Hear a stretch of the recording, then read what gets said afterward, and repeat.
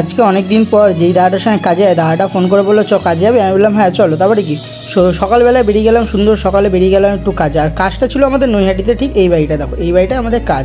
তারপরে জায়গাটা দেখলাম বিলের সাইডে বাড়িটা হয়েছে। তারপরে দেখি দাদাটা আগে এসে কাজগুলো অনেক কমপ্লিট করে গেছে, আর কিছু কাজ বাকি ছিল, সেই কাজে আমি এসেছিলাম, তাই চলে গেলাম কাজে লাগতে। তারপরে সব ঘরগুলো একটু দেখে নিলাম। দাদারা কাজ করছে, বললো জল নিয়ে, তা আমি চলে গেলাম একটু জল আনতে। আর জলের ঠিক এটা হলো কল জলে। তারপরে জল নিয়ে যাচ্ছে এখন কাজের ওখানে, দাদারা কাজ করছে আর দাদাদের সঙ্গে কিছু হেল্প করে। তারপরে দেখি ওখানে কত কেউ মাছ ধরছিলো দেখো পুকুর থেকে। তারপরে দাদাদের সঙ্গে কাজ বাজ করে দাদাকে বললাম দাদারা টিফিন টাইম হয়ে গেছে। আর দাদাটাই আজকে আমাদের খাবিয়েছিল দেখো। প্রথমে খেলাম ডাল ভাত, আলু ভাজা, তারপরে খেলাম ডিম দিয়ে আর পটলের তরকারি দিয়ে। তারপরে ছাদে উঠে দেখো কী সুন্দর লাগছিলো না, সুন্দর জিনিসটা। আর মেঘও করেছিল হালকা হালকা। ছাদের উপরে ছাদের ঘরটা কমপ্লিট হবে, ছাদের ঘরটা কমপ্লিট হতে হতে আমাদের সন্ধে হয়ে যাবে যা বুঝলাম। তারপরে দেখো কী সুন্দর লাগছে। তারপরে কি আমাদের কাজ শেষ হলো ঠিক সন্ধ্যে 6টার সময়।